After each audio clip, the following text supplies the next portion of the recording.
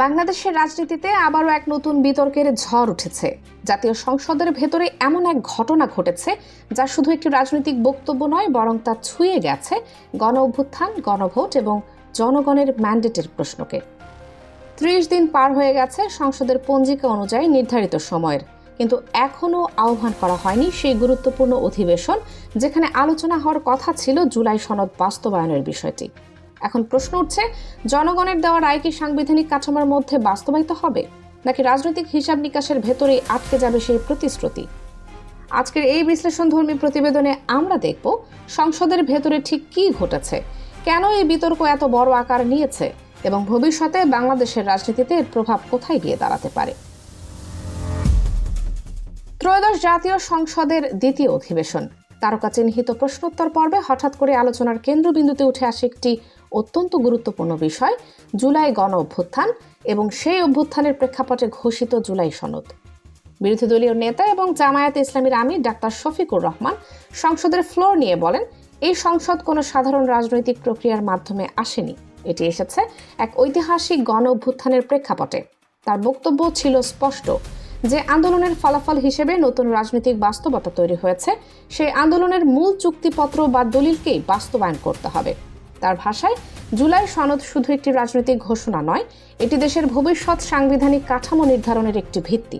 তিনি আরও বলেন, যেহেতু এই সংসদ একটি ব্যতিক্রমী রাজনৈতিক প্রেক্ষাপটে গঠিত হয়েছে, তাই সংসদ সদস্যদের গণপরিষদের শপথ নেওয়ার বিষয়টি অবিলম্বে বাস্তবায়ন করা উচিত। তবে ডাক্তার শফিকুর রহমান যখন তার যুক্তি বিস্তারিতভাবে তুলে ধরছিলেন, ঠিক সেই সময় স্পিকার সংসদীয় বিধি ও প্রক্রিয়ার কথা উল্লেখ করে তাকে থামিয়ে দেন। স্পিকারের বক্তব্য ছিল, এ ধরনের বিষয় আনুষ্ঠানিক নোটিশের মাধ্যমে নির্ধারিত সময়ে আলোচনা করা উচিত। কিন্তু বিরোধী দলীয় নেতা তার অবস্থানে অনড় থাকেন। তিনি বলেন, এই বিষয়টি শুধু একটি রাজনৈতিক ইস্যু নয়, এটি জাতীয় স্বার্থের প্রশ্ন, তাই এটি অবিলম্বে আলোচনার দাবি রাখে। এই মুহূর্তেই সংসদের ভেতরে উত্তেজনা তৈরি হয়। পরিস্থিতি আরও তীব্র হয় যখন সরকারের পক্ষ থেকে বক্তব্য দিতে ওঠেন স্বরাষ্ট্রমন্ত্রী সালাউদ্দিন আহমেদ। তিনি বলেন, রাষ্ট্র পরিচালনা আবেগ দিয়ে হয় না, রাষ্ট্র চলে সংবিধান ও আইনের ভিত্তিতে। তার মতে গণপরিষদের শপথ বা জুলাই সনদ বাস্তবায়নের প্রশ্নটি এখন মূলত আইনি ব্যাখ্যার বিষয় এবং প্রয়োজনে আদালতের মাধ্যমেই এর সমাধান হতে পারে। কিন্তু এখানেই শুরু হয় নতুন বিতর্ক, কারণ বিরোধী পক্ষের দাবি, যে গণভোটে বিপুল সংখ্যক মানুষ জুলাই সনদের পক্ষে মত দিয়েছে, সেই গণরায়কে উপেক্ষা করা যায় না। স্বরাষ্ট্রমন্ত্রী আরও একটি মন্তব্য করেন, যা পরে সামাজিক মাধ্যমে ব্যাপক আলোচনার জন্ম দেয়। তিনি বলেন, গণভোটের প্রশ্নপত্র পড়তেই তার কয়েক ঘন্টা সময় লেগেছিল এবং সাধারণ মানুষ কতটা বুঝে ভোট দিয়েছে তা নিয়ে সন্দেহ রয়েছে। এই বক্তব্যের পরেই বিরোধী পক্ষ তীব্র প্রতিক্রিয়া জানায়। তাদের দাবি, এ ধরনের মন্তব্য আসলে জনগণের রাজনৈতিক সচেতনতার প্রতি অবমূল্যায়ন। এখন প্রশ্ন উঠছে, বাংলাদেশের বর্তমান রাজনৈতিক পরিস্থিতি কি এক ধরনের সাংবিধানিক জটিলতার মধ্যে পড়েছে? কারণ বাস্তবতা হলো, দেশের সাম্প্রতিক রাজনৈতিক পরিবর্তনের ফলে অনেক সিদ্ধান্ত এসেছে ব্যতিক্রমী পরিস্থিতির মধ্য দিয়ে।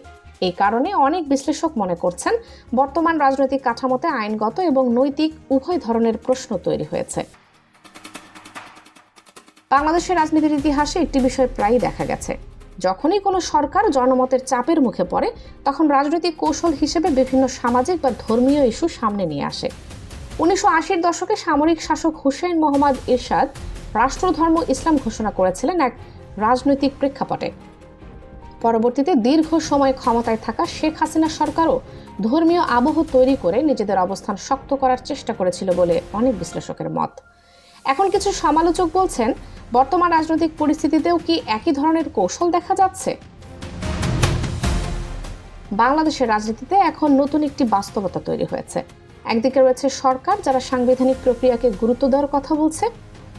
অন্যদিকে রয়েছে বিরোধী পক্ষ, যারা বলছে গণ অভ্যুত্থান এবং গণভোটের মাধ্যমে জনগণ যে সিদ্ধান্ত দিয়েছে সেটাই হওয়া উচিত মূল ভিত্তি। এই দুই অবস্থানের সংঘর্ষই এখন রাজনীতির কেন্দ্রবিন্দু। সবচেয়ে বড় প্রশ্ন এখন একটি, জুলাই সনদ কি সত্যি বাস্তবায়িত হবে, নাকি এটি রাজনৈতিক বিতর্কের মধ্যেই আটকে থাকবে? অনেক বিশ্লেষক মনে করছেন, যদি গণরায়কে উপেক্ষা করা হয়, তাহলে ভবিষ্যতে আরও বড় রাজনৈতিক অস্থিরতা তৈরি হতে পারে। কারণ বাংলাদেশের ইতিহাস দেখিয়েছে, যখন জনগণের প্রত্যাশা পূরণ হয় না, তখন রাজনৈতিক চাপ দ্রুত বেড়ে যায়।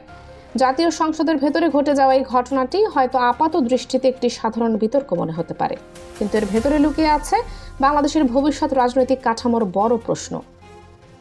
গণ অভ্যুত্থানের চেতনা, গণভোটের ফলাফল এবং সাংবিধানিক কাঠামো, এই তিনটির মধ্যে ভারসাম্য কিভাবে তৈরি হবে সেটাই এখন সবচেয়ে গুরুত্বপূর্ণ বিষয়।